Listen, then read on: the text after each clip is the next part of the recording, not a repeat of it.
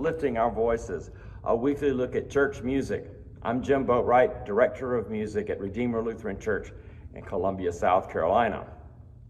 Well, this week we're back on the organ console, and I started out with the ending of a piece called Prelude and Fugue in B-flat by J.S. Bach.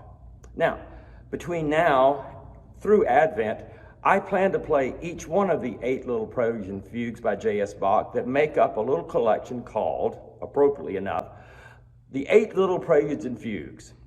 Now, I thought it might be worth it for us to spend a few minutes today talking about these little gems of the organ literature. First of all, let's just say it. More than likely, these weren't actually written and composed by the great legendary German composer Johann Sebastian Bach, but rather they were probably written by some of Bach's students. Now today that might be considered almost scandalous to do that, but in those days it was actually considered something of a great compliment to the teacher for a student to write pieces that were in the style that the teacher had taught them how to use. It was kind of a compliment, so it's not surprising that these might have been written by one of Bach's students instead of Bach himself. Now, whomever the composer, it really doesn't matter because these are interesting and fascinating little pieces, and the organization of these 8 little preludes is not unlike something Bach would do anyway. Each of the 8 is based on the scale pattern. So the scale like C, D, E, F, G, A, B, and then we're back to C.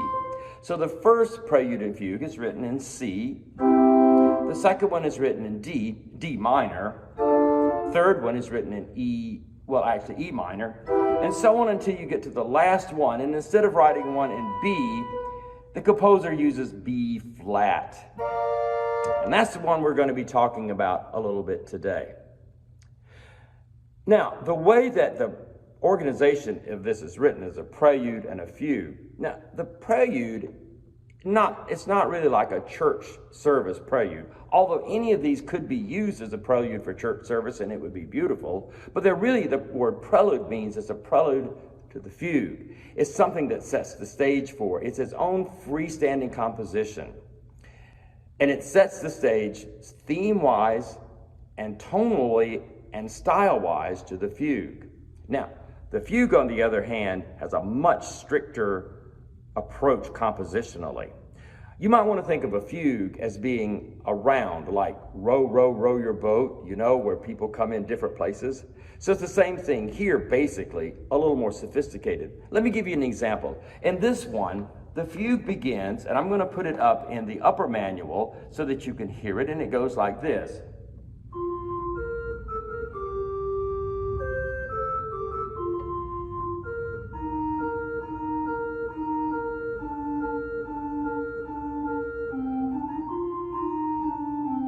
And so on and so forth. Now what's going to happen is he's going to bring that same melody in another voice, and I'm going to play it down on the lower manual so you can hear it. So we're going to pick up where we left off.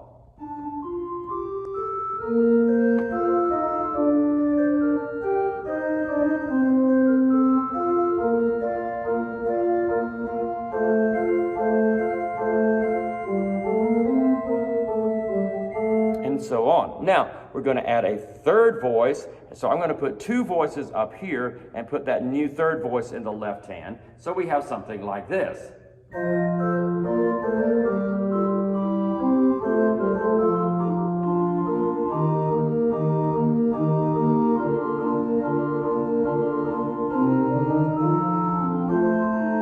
And so on and so forth. So maybe you could hear how that melody was used. Now the fun really begins because he's going to put the melody in the pedals, and that's where things get really fun.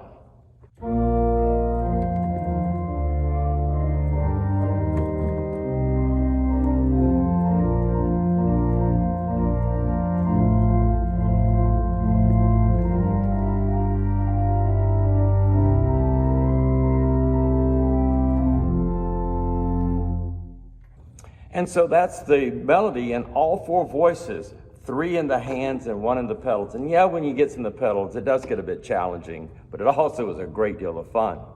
Now, from that point, the composition goes on, and sometimes the composer intermingles the melodies, sometimes he uses fragments of melodies. In fact, sometimes there'll be sections where there's no melody at all, and it's just sort of a new little section, and those are called episodes. Well, to come back, it really doesn't matter who wrote these little gems of the organ literature. They are delightful to play, and hopefully they'll be enriching to hear. So I hope that you enjoy as we, in the next several weeks, hear the 8 little preludes of J.S. Bach or whoever. Thank you, and we'll see you next time.